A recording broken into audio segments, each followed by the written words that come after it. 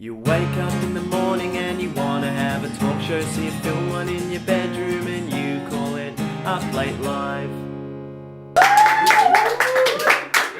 Hello ladies and gentlemen of the internet, whenever and wherever you are in the world, and welcome to Up Late Live, a talk show filmed right here in my bedroom in the beautiful Mile End of Montreal, Canada. My name is Shane Adamczak, and joining me today on the show, I'll be talking to comedian Mike Carrozza. We're going to hear some tunes by the wonderful Montreal band, the Jimmyriggers. And with me as always, because she lives here, Lea Rondot, ladies and gentlemen. Hey Shane, maybe I can sit in the chair. My first guest at the desk today is a very funny man. He's a comedian, a musician, and he has one of the best laughs in all of Montreal. Please make him welcome, Mike Carrozza. Thanks for talking to me, even. Thanks for having me, Deanne. It's a pleasure to have you here. Mike, what got you into comedy? Oh man, you know what? Real talk here. I used to be that kid in elementary school who farted all the time because kids like to laugh at farts. And then I decided I hated people at parties, so I'd come up with stories to tell them in like rooms where nobody was. Like, you mean like you'd make up like a fake history of yourself? That was part of it, but I also just would ramble about Who Wants to Be a Millionaire, which was very popular at the time.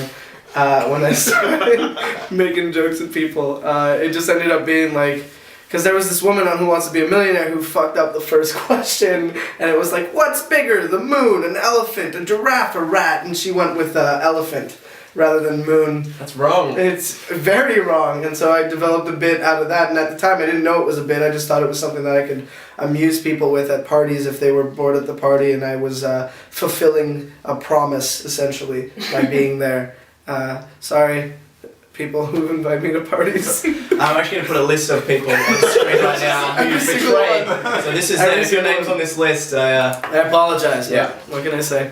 What about your comedy heroes? Are there some like sort of famous icons, or even maybe lesser known comedians that have really inspired you? You know what? It's difficult to really pinpoint a lot of what I enjoy, but I'd say like the Chicago crew of comedians who started out there, like John Mulaney, T.J. Miller, Pete Holmes, Hannibal Buress, Robert Buscemi, that entire crew of comedians who like all started around the same time and like really got kind of took over the industry, and right now they're like always doing things. Like John Mulaney was head writer of SNL for close to, like 7 years. Pete Holmes is getting his own talk show now, and Kumail Nanjiani has been doing quite well for him. He's on Franklin and Bash. Like all these comedians who really worked and insisted on making the comics in the back of the room laugh over the audience, which I thought was really cool. It's kind of the philosophy I'm trying to adopt here, but I just enjoy an audience so much. And now you're here in my bedroom. I'm right here in your bedroom. You've made it. Yeah, I have. You mentioned the term alternative comedy, alternative comedian. What do you think it is that makes a comedian alternative?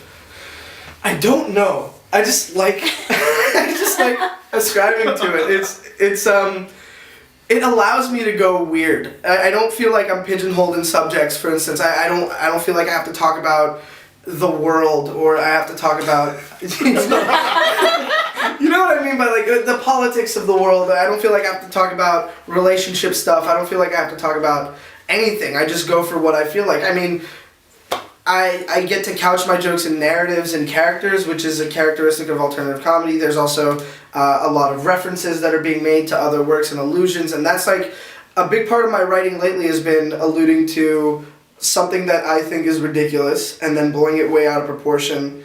And for like Eugene Merman does this really well, where he, another comedian I love, he writes letters to people, to companies that disappoint him. He has this bit where he wrote a letter to a bank or his gas company, and I think he ended one of them with, "I'm going to be sending you postcards of cows doing it every day for the next year because it isn't illegal." And I think that's just brilliant. I just really do. Amazing. I'd like to play a little game with you now. Let's play some games. We've had a good time at a few gigs backstage with you just getting me to say things in an Australian accent, and you just kind of just giggling about it. So I thought I'd give you the opportunity here right now on Up Late Live for me just to say any words that you want me to say. You know which words I want to say. Well, I know you want me to say the word boner. It's so funny! How do you... Do it again. Boner. That's There's so the laugh, weird. ladies and It's just so fucking funny. I mean, I could just say that over and over again. Could you just please one more time, everyone? Oh, now I've got a boner. You contextualize it that time. How are we not all just enjoying this so much? The balcony too. They're just like stone faced right now. Fuck them. So we're gonna pitch some segments here. Okay. So sort of jazz the show up, give us a bit more of a variety feel. Yeah. Do you want to maybe talk about the first one? Okay, so is this? We're gonna start with pet the cat. Yeah, we're gonna do Pet the Cat. Pet the cat. All right, where's the It's a new segment on Up Late Live. It's called Pet the Cat. Pet the cat. Hey, kitty. Come on. No! Oh, we should do a. You know what we should do? We should do bloopers. We should blooper. Oh. We should blooper reel. Do you mind if I introduce this one? Yeah, you do. Okay. Yeah, you do. All right, so this next segment is called Intentional Bloopers. This next segment. And you. I do it. Okay, hold on. Water. I can't get through it. Okay. That was my fault. That one was mine. I'm sorry. You start. Now the giggles. Now. Let's try this one. Ask the audience. Okay, so we're gonna ask the audience. Hey, you. You shouldn't be watching this at 3 a.m. That was Ask the Audience. Oh, this is an exciting one. This is a segment we like to call This Week on Twitter. So this is gonna be the best tweets. Best tweets Of this week. Oh, here's one. This is one from me one day ago. Maybe also by a ghost or an ex, but still, probably really need the context for that one. I enjoy cuddling by a roaring fireplace, so if I accidentally crush you, I can just push you in. Hashtag my dating profile. I'm gonna do laundry, the dishes, and have a bath instead of making some big decisions. What am I, a 50s housewife? Am I right? Hashtag too soon. So this is a little segment, a new segment on Up Late Live we call Rock, Paper, Scissors. Alright. Rock, paper, scissors. Alright. Rock, paper, rock, paper, rock, paper, Damn it. rock, paper, rock, paper, scissors, rock, paper, scissors, rock, paper, scissors, rock, paper, Damn it. So, Mike, I love comedians. Where?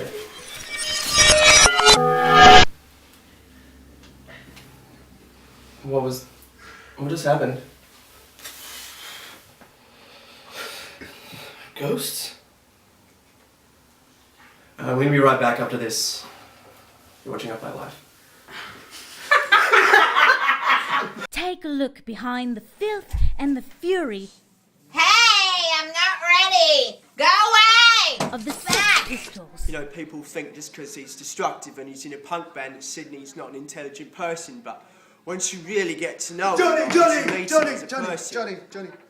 I made you a picture. You like it?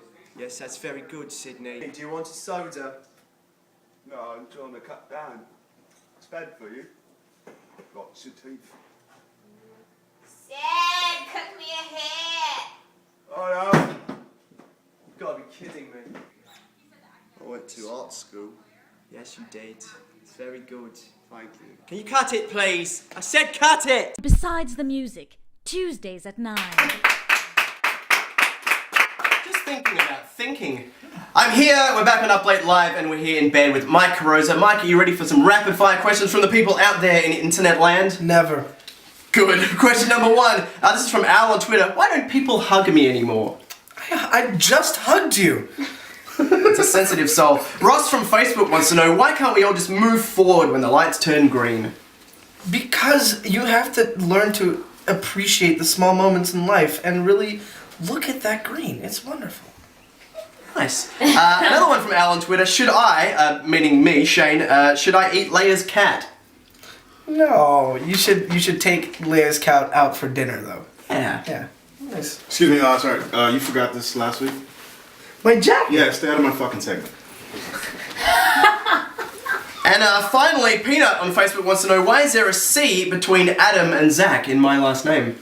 Do you know what? I think this goes back to Croatian dialects, and because it's a Serbian language, right? So it goes back to pronunciation. When you've got the C there, it's supposed to be an S, and the Z was there just for aesthetic reasons. So I think that's what it was. Mike, it's been fucking weird. Thanks for being on Up Late Live. Can I bite your face? Yes, you can. Sweet. We'll be right back after this. You know, people seem to think that we don't get along, but really we're actually quite good friends. Yeah. Yeah. We're thinking about starting up a book club. And I was thinking we should start with Jane Austen's Pride and Prejudice, you know? Oh, It's yeah. very a popular book. Oh, fuck, it's hot. Oh, fuck, fire! Yeah, there's a lot of really good underlying themes in that. Yeah. Like society and the class system. Hello, Nancy. It's only Cat.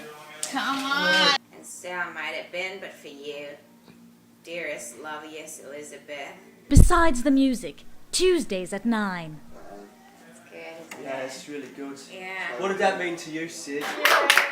Thank you guys so much for tuning in to this rather strange edition of Up Late Live. I do hope you enjoyed it. Thanks to our guests Mike Carrozza and Lea Rondot, as always, taking us home. I'm very excited to have another full band here in the Up Late Live bedroom. This is their latest single, and this is the Jimmyriggers.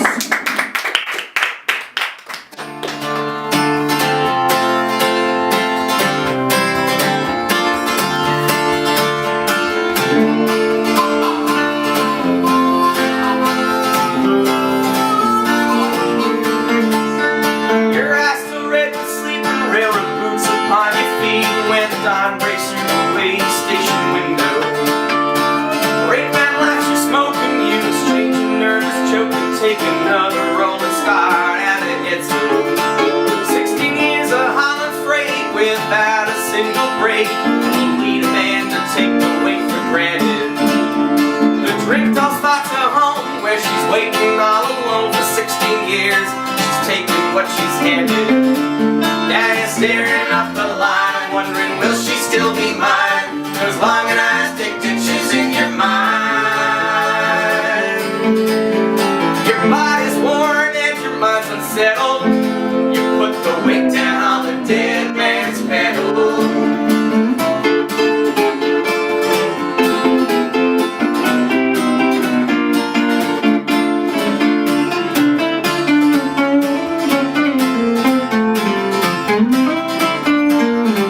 A highway lights ahead are reading yellow over red, and you feel the switch the gun beneath your wheels.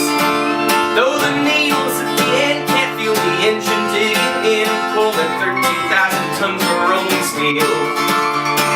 Railings blurring time through these soporific miles as you roll on through the Dale Hurst signal. Your brain's too numb to hear that the ringing in your ear is the whistle of a supercontinental. There's no answer on the red, just dead from the hedge. You pull the brake cord, but your arms are turned to lead. In the morning, still the din of grinding metal, and the weight's down on the dead man's pedal.